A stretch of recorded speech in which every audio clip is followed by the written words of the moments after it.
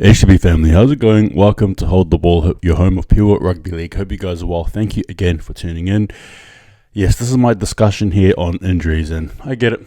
Every team has injuries, but it just sucks that the Warriors continue to face this, particularly as we're sort of on the up this year, in my thoughts anyway. And obviously, it probably culminated in our loss against the Storm in the end there. However, in saying that, DJ, you know what to do.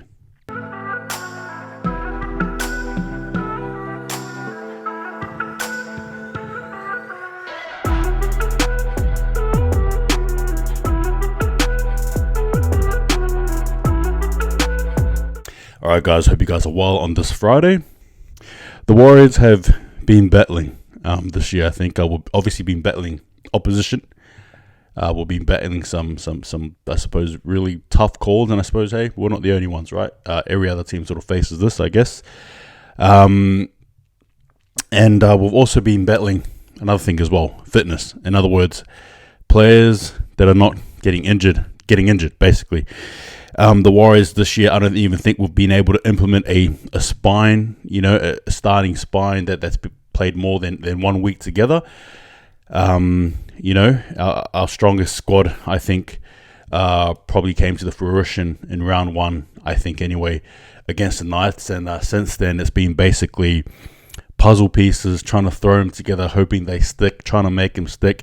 In other words, every single game we've played, I believe, since round one, and correct me if I'm wrong too, by the way, every game we've played since round one, I think, or maybe even Egan was injured round one. I think even Egan was injured in round one. Anyway, every game we've played since then, basically, has been, virtually injuries, right? The likes of Barnett, the likes of Ford, the likes of Curran, right? Tohu Harris. So it's not really doing us favors, obviously. Match fitness is really important, right, in every sense of the word. Match fitness in terms of fitness, having players there helps the team move forward. Not only does it help the team move forward, but the structures that are built due to it. There's obviously chemistry. These also the other thing as well, right? The more you play together, the more you get used to each other, the more chemistry that's built, the better you guys look. Look at teams that are fluent in terms of just having core players stick together. I'll say that the Sharks are one of them, right? I'd even say that the teams like Rabbitohs are one of them. I'd even look to like the likes of Broncos, right? Teams that obviously are doing well, but at the same time, they've got a spine that usually sticks together. I'd even throw the Dragons in that category too. So, it's really important being fit. So, unfortunately, as it stands though, for the Warriors, here's the recent injury list, and I won't mention the ones that are back on the field, right? So here we go. Tohu Harris has a knee. Unfortunate there for the captain there. And look, I will make this remark on Tohu Harris. I absolutely admire Tohu Harris, but I've always spoke about it before. Probably one of the reasons why, as much as I love what he brings on the field, his leadership and stuff, I've always been a tad hesitant because of his injuries. His knees in particular just haven't been nice to him or kind to him at all. And it continues to be the case, all right? So, again, with Tohu Harris, we don't know if it's season done. We don't know what's the story. All we know is that his knees. And, again, when he comes back on the field, granted, if he can this year, the question is how long will he be on again before he has to go off again? And, again, with all due respect, it's just one of those things that I've always sort of noticed with Tohu Harris, right? And I'm not saying anything bad in that regard, so don't take it that way at all. But I suppose it's just something that I've been observing. We've all observed as Warriors fans, right? That's just the reality. Tohu doesn't have the best of knees. And so because of that, we're seeing this more often. And he's our captain. So I suppose with that being said, I'll leave that for you guys to think about. Jazz Tevaga, obviously, we all saw with his leg there. Thankfully, I thought it was an ACL or an MCL, and it wasn't the case. But I don't believe he's been named for... he's not named this week. So, again, he's a big out there. Charles Nicole Klukstad, obviously, we know the head knock there. Again, he's had a few this year, I believe, head knocks or injuries of some sort. So, this is not the first time. So, again, he will be out. Bailey Sirenen, I believe, had a head knock too, right? So, So again, because of that, again, another injured player, right? Viliame with his calf, I believe he's still out, right? Wade Egan is back, thankfully. Mitch Barnett with his neck. Now, I'm not too sure what the story is there. is it? I mean, obviously, I think the Warriors, through an article, touched on it. Webster touched on it in the sense that they just want to be really cautious with it, which is cool. Okay. I'm not saying I know anything about neck injuries. All right.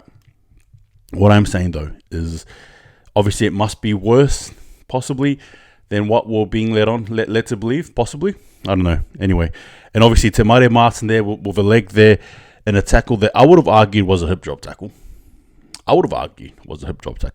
In my opinion. Anyway, we play on, obviously. And we have Luke Metcalf there as well, obviously. The big signing that we're just waiting for, and I'm hoping can come right. Hopefully soon. Obviously, he did a hamstring there in a trial game, which really sucked because I thought he was looking well.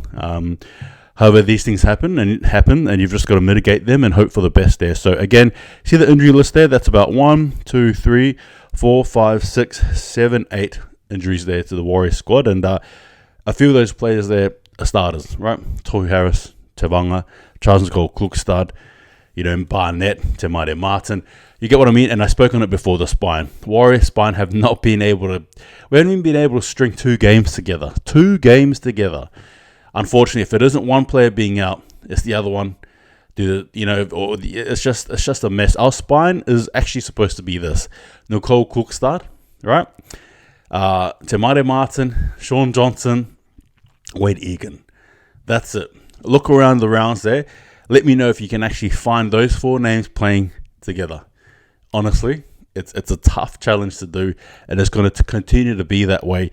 I was fearful, touch wood, of Sean Johnson getting injured, yet virtually everyone around him is getting injured. I'm happy he's not, but gee whiz, again, it makes it a bit tough. So those are the sort of things that I suppose, just observing and reflecting on, unfortunately, there for the Warriors as we move up. And obviously, we know that it's a messy schedule. We had the Storm, Roosters, and then now we had the Panthers. And unfortunately for the Warriors, because of the head knocks, we can't even use Nicole Klukstad or Suronen for our next 2 games just because of the scheduling, which sucks.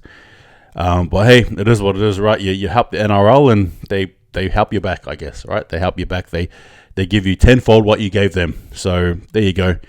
It is what it is.